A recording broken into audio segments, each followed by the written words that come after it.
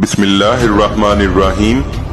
जो वीडियो आपके सामने पेश की जा रही है वो मोहम्मद कासिम के खुफिया ख्वाबों पर मबनी है जो वो दूसरों को बताते हुए शर्माते हैं। इस वीडियो के बनाने वाले को मोहम्मद कासिम के कुछ खुफिया ख्वाबों के बारे में हाल ही में पता चला और वो इस ख्वाब को इसलिए शाया करना चाहते हैं क्योंकि अल्लाह ताला और खातमुन नबीयीन हजरत मोहम्मद सल्लल्लाहु अलैहि वसल्लम ने कासिम को खुद हुक्म दिया है कि वो अपने तमाम ख्वाब अवामुल नास से बयान करें। इसके बावजूद कि मोहम्मद कासिम को एतराज है कि उनके खुफिया ख्वाबों को अवामुल नास से बयान ना किया जाए, लेकिन इस वीडियो के बनाने वाले की ख्वाहिश है कि तमाम अवामुल नास को मालूम हो जाए कि मोहम्मद कासिम कौन है और मुस्तकबिल करीब में मोहम्मद कासिम का क्या किरदार होगा। हम नाजरीन के ऊपर छोड़ते हैं कि वो इस वीडियो को देखकर क्या नतीजा अखज़ करते हैं। हमारा ईमान है कि अल्लाह के सिवा कोई माबूद नहीं और मोहम्मद सल्लल्लाहु अलैहि वसल्लम अल्लाह के आखिरी नबी और रसूल हैं। मोहम्मद कासिम का कहना है कि जब पाकिस्तान काले रंग के जंगी जहाज हासिल कर लेता है जो कि वही स्याह अलम हो सकते हैं जिनका हमें अहादीस में जिक्र मिलता है, और फिर पाकिस्तान अपनी दिफाई सलाहियतों का मुजाहिरा इन काले रंग के जंगी जहाजों के जरिए करता है और इनके जरिए मकबूजा कश्मीर और मशरिक़ वस्ता के कुछ मकबूजा इलाकों को भी आजाद कराने में कामयाब हो जाता है। ये काले रंग के जंगी जहाज किसी भी मुल्क को पाकिस्तान की तरफ मैली आंख से देखने और इस पर अपना तसल्लुत जमाने से रोक देते हैं।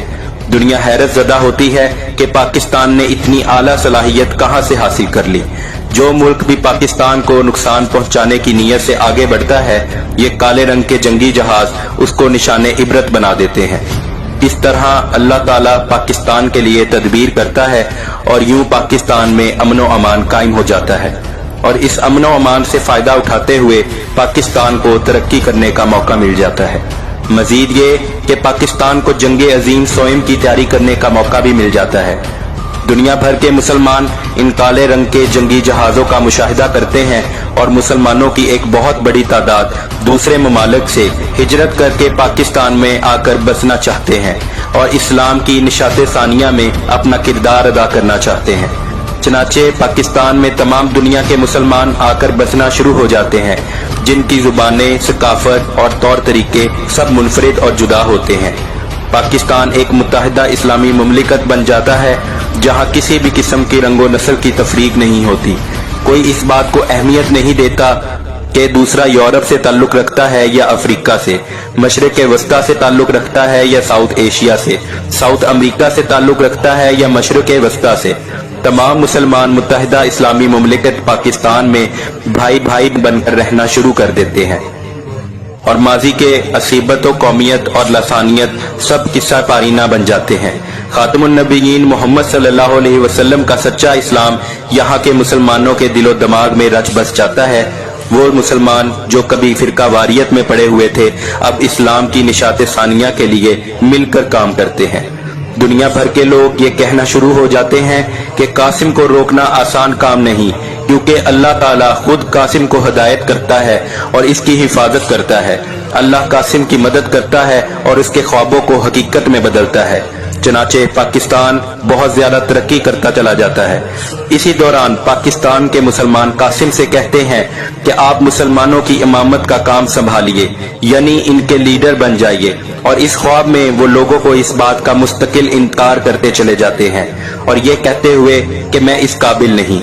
एक और ख्वाब में लोग मोहम्मद कासिम की मिन्नत समाजत करते हैं कि आप उम्मत की इमामत का काम संभालिए, यानी इनके लीडर बन जाइए। आखिरकार वो लोगों के दबाव का शिकार हो जाते हैं और कहते हैं कि ठीक है, अगर खातमुन नबीयीन हजरत मोहम्मद सल्लल्लाहु अलैहि वसल्लम का हुक्म होगा तो मैं उम्मत को लीड करने के लिए यानी उनका इमाम बनने के लिए तैयार हूँ। फिर मोहम्मद कासिम और उनके साथी मदीना जाते हैं। अल्लाह ताला की तरफ से कासिम को मस्जिद नबवी में रोज़ा रसूल सल्लल्लाहु अलैहि वसल्लम पर बुलाया जाता है। कासिम कहते हैं कि इस वक्त मेरे दिमाग में यही सोच होती है कि रसूलुल्लाह सल्लल्लाहु अलैहि वसल्लम लोगों की इस गुजारिश को मुस्तरद कर देंगे, क्योंकि मैं इस काबिल ही नहीं कि उम्मत मुस्लिमा का इमाम बनूं और इनको लीड करूं।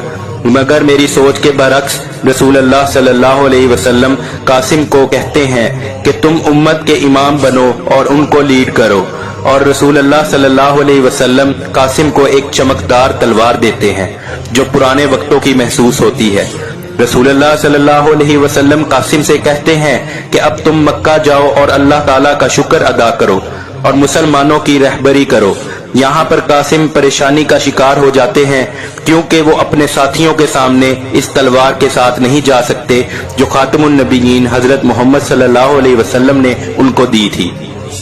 اگر وہ اس تلوار کے ساتھ اپنے ساتھیوں کے پاس جائیں گے تو وہ سمجھ جائیں گے کہ خاتم النبیین حضرت محمد صلی اللہ علیہ وسلم نے ان سے کیا کہا ہے کہ امت مسلمہ کے رہبر بن جاؤ، امت مسلمہ کے لیے اللہ کا خلیفہ بن جاؤ، اور وہ ڈرتے ہیں کہ جب میں اپنے ساتھیوں کے پاس جاؤں گا تو وہ پوچھیں گے کہ کیا ہوا، تو مجھے سچ بولنا پڑے گا، لہٰذا میں اپنے ساتھیوں سے نظریں بچاتے ہوئے وہاں سے نکل جاتا ہوں اور میں ان کو چھوڑ کر مکہ کی جانب بھاگ جاتا ہوں۔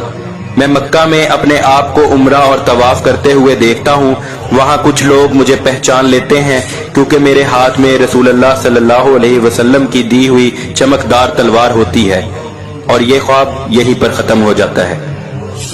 حدیث رسول صلی اللہ علیہ وسلم میں آتا ہے کہ ایک خلیفہ کی موت کے وقت لوگوں میں اگلے خلیفہ کا منتخب کرنے میں اختلاف ہو جائے گا۔ اس دوران ایک آدمی مدینہ سے نکل کر مکہ کی طرف بھاگے گا، لوگ اسے خلافت کے لیے نکالیں گے لیکن وہ اسے ناپسند کرتے ہوں گے، پھر لوگ ان کے ہاتھ پر حجر اسود اور مقام ابراہیم کے درمیان بیعت کریں گے۔ سنن ابی داؤد 4285۔